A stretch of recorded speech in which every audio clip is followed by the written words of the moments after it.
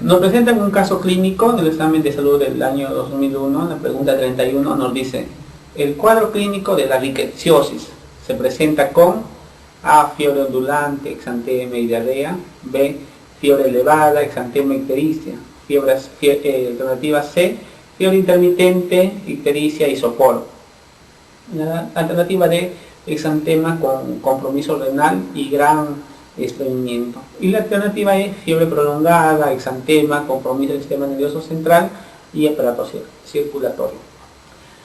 También vamos a hacer un poquito de rickettsia en la siguiente diapositiva.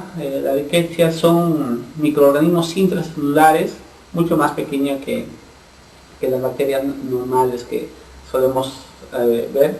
Tienen una reproducción intracelular obligatoria y el modo de transmisión es a través de un vector, de un artrópodo infectado, y esto es por medio del cual se transmite de un huésped a otro. Entonces tiene una forma basilar que llega a medir 0.3 micras por 1 a 2 micros. Tiene una doble pared celular. No debemos olvidar que la rickettsia es una de las causas importantes del síndrome ictérico febril, síndrome ictérico hemorrágico, y tenemos que siempre sospechar en todo paciente que viene de área tropical, subtropical, o incluso en pacientes que han estado en contacto con roedores o con algún animal exportador de algún artrópodo infectado. Y como forma parte del síndrome ictérico febril, todo paciente que viene con ictericia, fiebre, trastorno de coagulación, exantema, debemos sospechar siempre de rickettsia. Entonces, en la pregunta nos dice: se caracteriza por fiebre ondulante, exantema y diarrea. La diarrea no es un síntoma principal de la rickettsiosis, por lo que dejamos un poco de lado esta alternativa. En la D, si bien es cierto, hay fiebre, hay exantema y hay ictericia, pero no es una fiebre prolongada o elevada, una fiebre elevada en estos casos. Es más una fiebre larvada, prolongada, no tan elevada. Entonces queda un poco de lado esta alternativa. La fiebre intermitente no, la intermitente es más, va más con los cuadros sépticos, con los abscesos, y lo que queda un poco de lado esta alternativa. No si bien es cierto que en la alternativa D nos dice si hay compromiso renal y gran estreñimiento, el compromiso renal se evidencia ya en las etapas finales. En las etapas finales por la ictericia severa del paciente, ¿no? Y no tanto como un cuadro clínico primordial. Y el estreñimiento también no se evidencia igual que la diarrea. Ese paciente está presentando sus deposiciones normales. Y la alternativa es la fiebre prolongada, que habíamos visto que es un cuadro típico, la fiebre prolongada, no tan elevada, el exantema también. Existe compromiso del sistema nervioso central, el paciente se encuentra con trastorno del sensorio, de la conciencia y sopor, y hay hipovolemia, hay un cuadro sistémico general. Entonces la alternativa sería la pregunta E. Un tema importante, cada vez están preguntando más, son los antibióticos y el mecanismo de acción de estos. En el salud, el 2001, en la pregunta 30 nos dice: la penicilina actúa en las bacterias a nivel de A, síntesis del ADN; B, síntesis de ácido fólico; la C, la pared celular; la D, membrana celular; y la E, la B y la D. La síntesis del ADN. Existen antibióticos que actúan sobre la síntesis de ADN, por ejemplo las quinolonas, que inhiben el ADN girasa. En la síntesis de ácido fólico, por ejemplo, tenemos al azulfas, al cotrimoxazol, que inhiben esta síntesis. Sobre la pared celular debemos recordar que la mayoría de los beta-lactámicos inhiben la síntesis de la pared celular en sus 4 diferentes estadios. En relación a la penicilina, inhibe lo que es la fase 2 de la síntesis de la pared celular. Debemos recordar que la mayoría o todos los beta-lactámicos inhiben la pared celular. Si es que existe otra pregunta que nos menciona sobre un beta-lactámico, debemos recordar que inhiben la pared celular. En relación a la síntesis, a la inhibición o algo que inhiba la síntesis de la membrana celular, principalmente son los antifúngicos.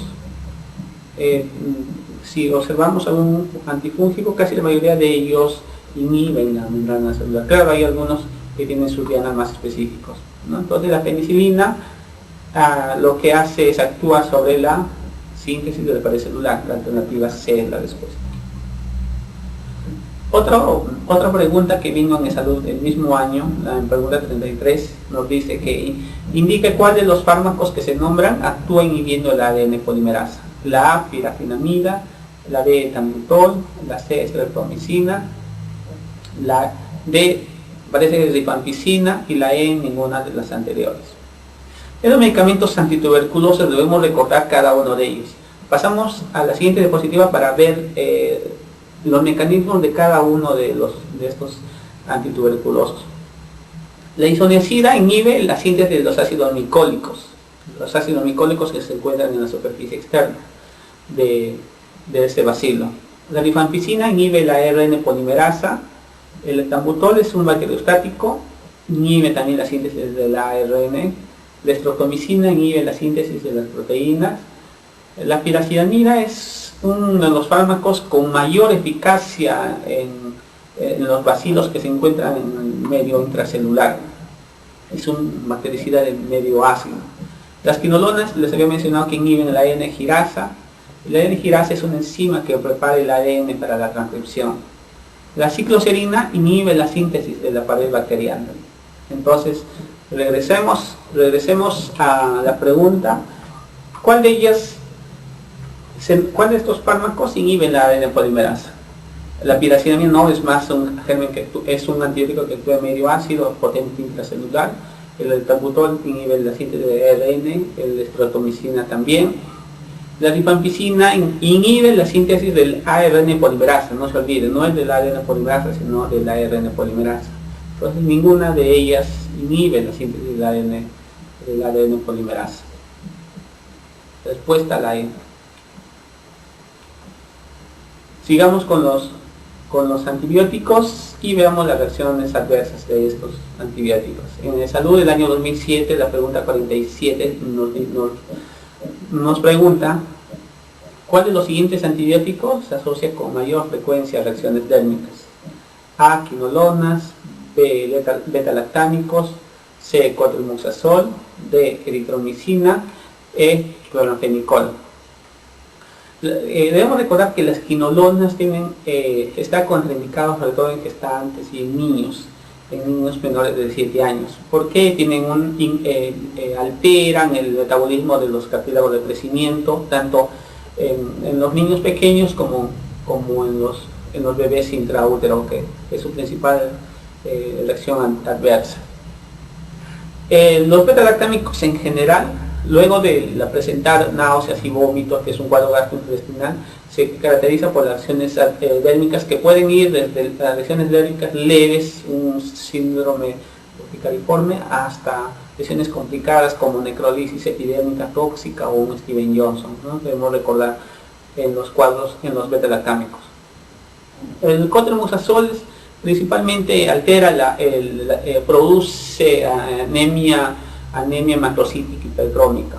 También puede producir en algunos pacientes cuadros de anemia severas. La eritromicina tiene un efecto más de producir taquicardia, produce náuseas, vómitos, es su principal efecto. El cloranfenicol, la anemia plásica. Entonces, de todas ellas, la que produce con mayor frecuencia reacciones dérmicas son los beta-lactámicos. En cuanto a la infección por hongos, en Salud en el año 2003, en la pregunta 7, con respecto a los antimicóticos orales, la droga que no deberíamos usar por el daño hepático severo que produce es A, fluconazol; B, anfotericina; C, itraconazol; D, ketoconazol; y E, grisofulvina. A pesar que se cree que el fluconazol produce daño hepático, ya ha habido más estudios, incluso ya hay guías donde recomiendan el uso de fluconazol dosis altas en pacientes con diversas patologías, sobre todo criptococosis. podemos usar fluconazol a dosis alta sin mayor temor a daño hepático, como se pensaba hace unos años, ¿no? Entonces el fluconazol no tiene tanto efecto hepático como se pensaba, pero sí tiene un efecto a nivel hematológico. Y hematológico y cuadro gastrointestinal, ¿no? Más que hepático, es decir, de producir náuseas, vómitos. No hay tanto compromiso hepático. Incluso se puede usar en pacientes con compromiso hepático, pero disminuyendo la dosis, ¿no?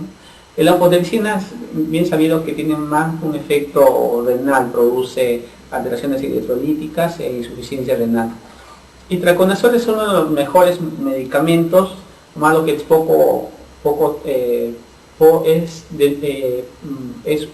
solo en una pequeña concentración es absorbida, por lo que es preferible tenerlo como viendo venoso, no tiene tanto efectos adversos. El ketoconazol en dosis altas tiene un gran compromiso hepático, y es más, todo paciente que utilizamos ketoconazol debemos siempre solicitar un perfil hepático y determinar los niveles de transaminasa. El ketoconazol, a diferencia de los otros antimicóticos, tiene una gran llegada a nivel de epidermis, por lo que es uno de los medicamentos de elección en relación a infecciones de piel micóticas. La glicofulvina es un medicamento caro, tiene poco efecto hepático, poco efecto renal, y es un medicamento que cada vez se está estudiando más.